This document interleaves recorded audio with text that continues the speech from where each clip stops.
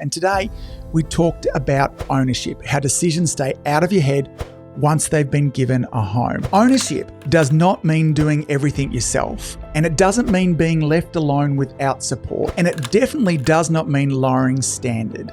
Ownership simply answers one question: who holds this decision between now and the outcome? Now, if there's one thing that I'd love you to take away from this episode, it's this. Freedom doesn't come from doing less, okay? It comes from deciding clearly and making sure those decisions don't drift back to you. Ownership is not about stepping away. It's about stepping into leadership in a calmer, more sustainable way. So if all you do this week is remove one decision from your head, then that's a win, a huge win. Not because everything will suddenly be perfect, but because you're starting to build a different relationship with your practice. This is where clarity really starts to scale. Good morning, good afternoon, and good evening, folks. Welcome to another episode of the Marketing Your Practice podcast, the podcast where I have the pleasure of simplifying the marketing and the mindset so you, the chiropractor, can increase your impact, your income, and your enjoyment in practice too. Now, if you've been listening along over the last few episodes, today's conversation is a very natural next step. And if you're just joining us here, I want to briefly widen the lens before we go any further. Now, in practice growth, okay, there are really only three problems that we need to solve, okay, or three problems that chiropractors face. The first is that nobody knows us, okay? The second is that no one stays. And the third is we have no time or no freedom, okay? Now, this short leadership series is designed to solve that third problem, okay? No time or freedom. Now, we're addressing this problem not by working harder, okay? Not by adding more systems, but by changing how we lead.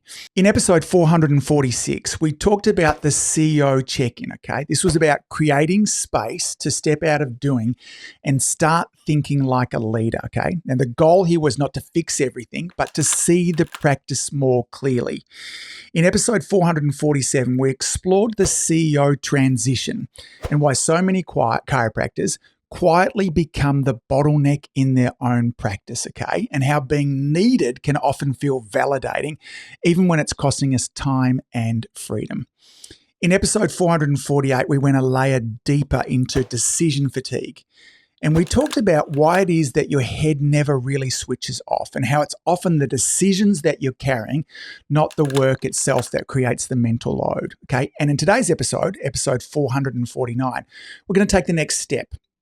Because once you've created thinking space, once you can see where you've become the bottleneck, and once you've identified which decisions need to move out of your head, there's a very natural next question that follows, okay? And that is, once I've made this decision, how do I stop it coming back to me? And that's exactly what this episode is all about. We're going to talk about ownership and structure, not in a corporate sense and not in terms of org charts or hierarchy, but in terms of giving the decision a home so clarity sticks, standards stay high, and you don't get pulled back into everything by default. Now, if you've ever felt like you do make decisions, but somehow they still land back on your desk, then this episode, okay, is going to help you understand why, okay, and also what to do about it. Now, before we go any further, it's worth pausing and naming the two most common paths that chiropractors tend to fall into once they start thinking about leadership, decisions, and freedom. And almost everybody listening will recognize themselves in one of these, and many of you might recognize yourself a bit in both of them. The first path is like this. You do make decisions, okay? You do train your team and you do explain how you want things to be done. And yet, the same issues keep on coming back to you again and again. You find yourself thinking, I've already decided this. Why am I still dealing with it, okay? The second path looks very different on the surface, but it leads to the same place, okay? And this is you hesitate to decide. You're keeping options open to stay involved just in case, because part of you worries that if you decide too firmly, then standards might drop, mistakes might be made, or patient care might suffer, okay? So what ends up happening is you stay close, you stay available, and you end up staying in the middle. Now, both these paths, okay, create the same outcome, and that is decisions keep landing back on you. Pressure doesn't lift, okay? And freedom feels like it's always staying just out of reach. Now, the reason is different for each case, but the solution lives in the same place. So let's look at each path a little bit more clearly. Now, most chiropractors I work with don't struggle to make decisions, okay? They decide on policies, they decide on standards, and they decide how they want things to be done. But yet, the same issues keep on resurfacing, okay? It's the same questions, the same edge cases, the same situations that somehow land back on their desk, which leads to a quiet and confusing thought of, I've already decided this. Why am I still dealing with it, okay? Now, the reason is subtle, but it's also really important. Decisions don't reduce pressure simply because they've been made, okay? They reduce pressure when they have clear ownership, okay? Without ownership, decisions decay. They slowly drift, they become optional, and eventually they default back to the safest place they know, and that's you. Now, this isn't because your team is careless, and it's certainly not because they're trying to avoid responsibility. It's because when ownership isn't clear, escalation feels safer than action. So the decision comes back to you again and again. Now, this is how good leaders accidentally stay trapped in the middle of everything. Many of you will feel like this is you, okay? It's not because you haven't decided, but it's because they haven't clearly asked one important follow-up question, and that is, who owns this now, okay? And that's the question that naturally leads us to the second path, okay? Because for some chiropractors, the issue isn't that decisions keep on drifting back, it's that decisions feel hard to make in the first place. Not because they don't know what they want, but because deciding feels risky, okay? So before we talk about how ownership works in the practice, we need to slow down and talk about why ownership can feel uncomfortable, even threatening for really good, caring chiropractors. Now, for a lot of chiropractors, the word ownership creates an immediate tightening, okay? Not because they don't want help, but because of what they think that ownership means, okay? It can feel like letting go, like lowering standards, like risking patient care or culture. And for many, there's a quiet fear that underneath it all, if I'm not involved, then things won't be done in the way I want them to be done. Now, this fear totally makes sense, okay? Most chiropractors didn't build their practice by being careless. They built it by caring deeply. So the instinct is to stay close, to stay involved, and to stay available. But here's the reframe that matters at all of this, okay? Ownership or giving ownership to somebody isn't abandonment, okay? Again, ownership is about clarity. You hear me say that word a lot over this series here, okay? It's not about disappearing. It's about deciding who holds responsibility between now and the outcome. This will make more sense as we continue on through this episode. When the ownership is clear, standards don't drop. What actually happens is they stabilize because people don't perform better when you hover. Okay, sound familiar? They perform better when expectations are explicit. And the opposite is also true. When ownership is vague, even the most capable staff members hesitate. They wait and they end up escalating, not because they don't care, but because uncertainty has consequences. So the real risk isn't assigning ownership. The real risk is leaving it undefined, okay? Undefined ownership keeps you in the middle, okay? Defined ownership creates confidence for you and for the team. Now, at this point, it's really important to be clear about what we mean by ownership because ownership is often misunderstood. Ownership does not mean doing everything yourself, and it doesn't mean being left alone without support, and it definitely does not mean lowering standard. Ownership simply answers one question. Who holds this decision between now and the outcome? Let me say that again. Ownership simply answers one question. Who holds this decision between now and the outcome? When ownership is clear, decisions stop floating, they stop drifting back to you by default, and they stop living in your head. Now, here's the simplest way to think about it, okay? If a decision doesn't have a clear owner, okay, it will always come back to the practice owner. That's you. Not because you're the best person to handle it, but because you're the safest option, okay?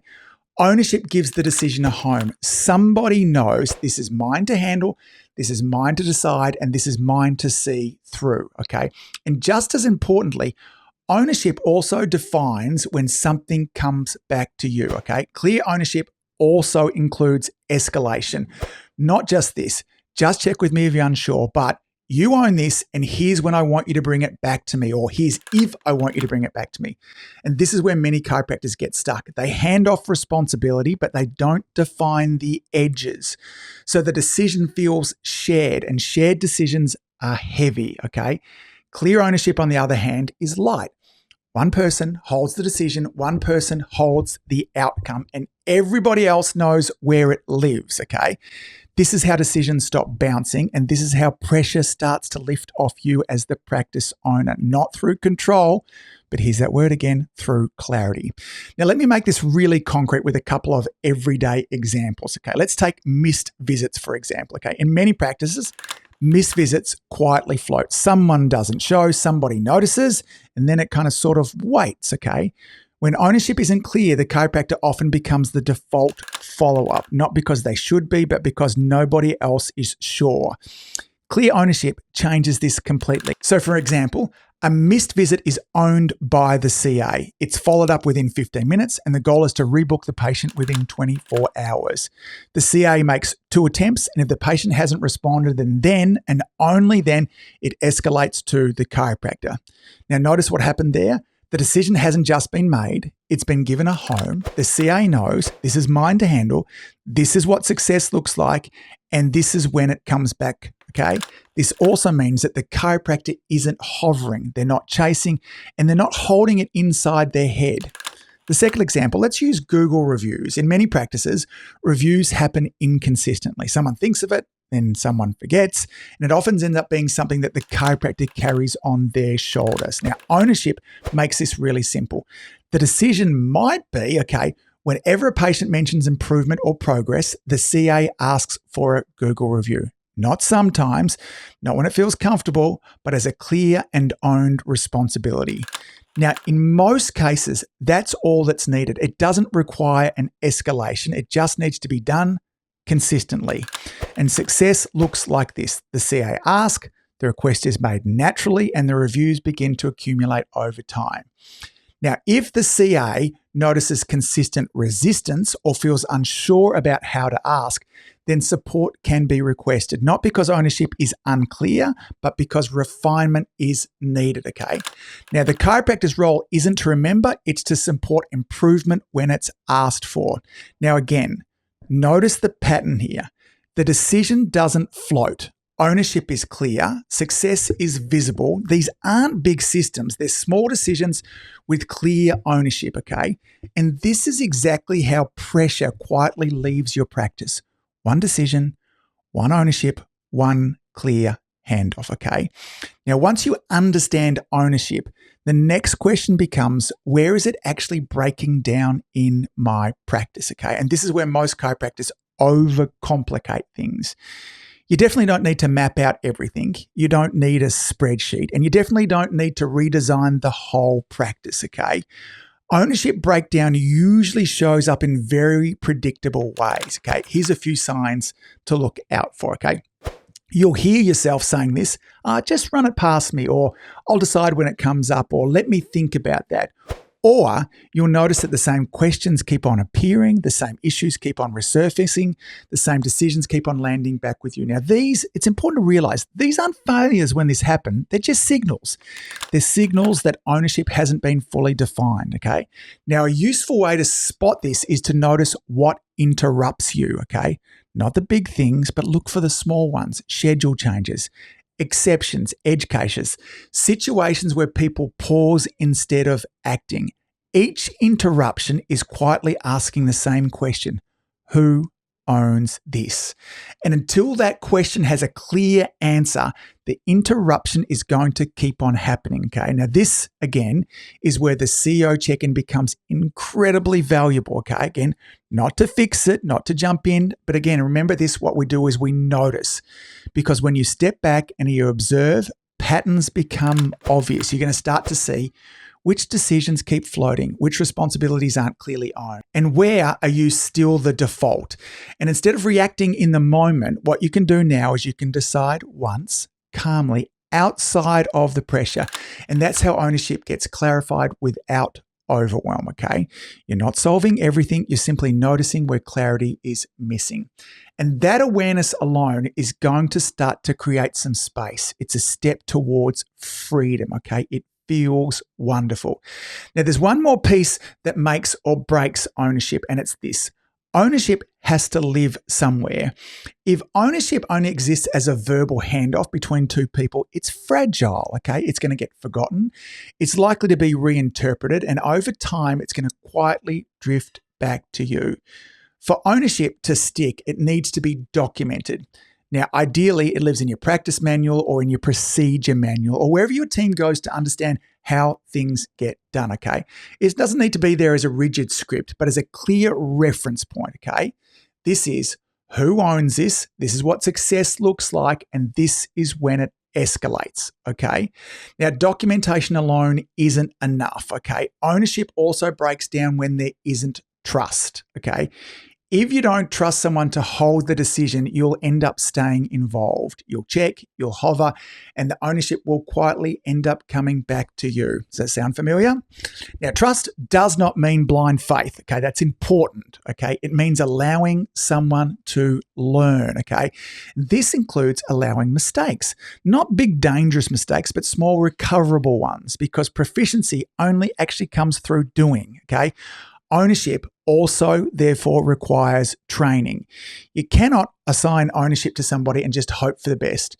You have to show people or your staff how to succeed. So this might mean showing a CA how to run a recall properly, okay? Or role-playing through how to ask for a Google review, explaining what good actually looks like. So when ownership is documented, supported with training, and backed by trust, it becomes really, really stable. Decisions stop drifting, confidence is going to grow, and you're no longer the safety net for everything. Hallelujah, okay? This is how ownership moves from an idea to a lived part of your practice. Now, at this point, it would be very easy to feel like there's a lot to address. And if you're feeling that, it's completely normal. There's ownership and decisions and documentation and training and trust. It can start to feel like a heck of a long list. So let's slow it right down. You do not need to fix everything, and you do not need to restructure your practice, okay? And you don't need to solve this perfectly. You just need to start in the right place. And here's a simple way to do this week. During your next CEO check-in, ask yourself one question, okay?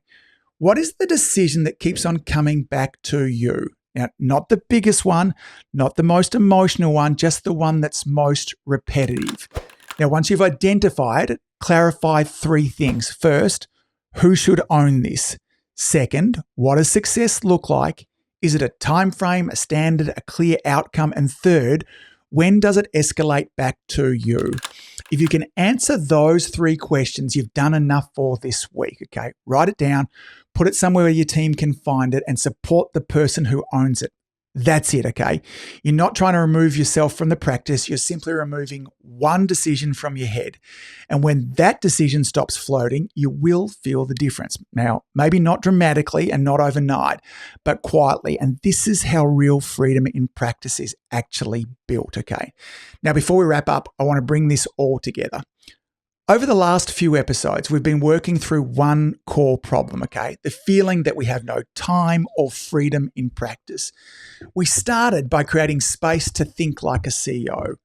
We named how so many of us as chiropractors become the bottleneck without meaning to be so, okay?